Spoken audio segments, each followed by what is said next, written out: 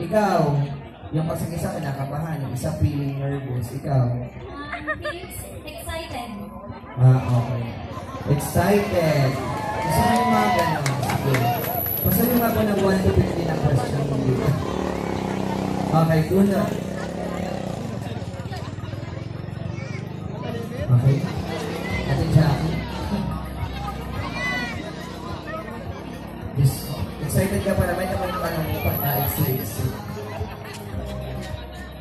Okay, ang iyong tanong, sang-ayon ka ba sa diborsyo? No. Bakit? Inulit ko, sang-ayon ka ba sa diborsyo at bakit? Isang magandang gabi sa inyong lahat, sa ating jurado at sa pinakamamahal nating kapitan. Hindi ako pabor sa diborsyo. Ang diborsyo ay yung mag-asawang pinaghihiwalay. Na ngayon ay sinasapata sa Pilipinas, ngunit hindi pa naaaprobahan sa Senado. Hindi ako pabor dito.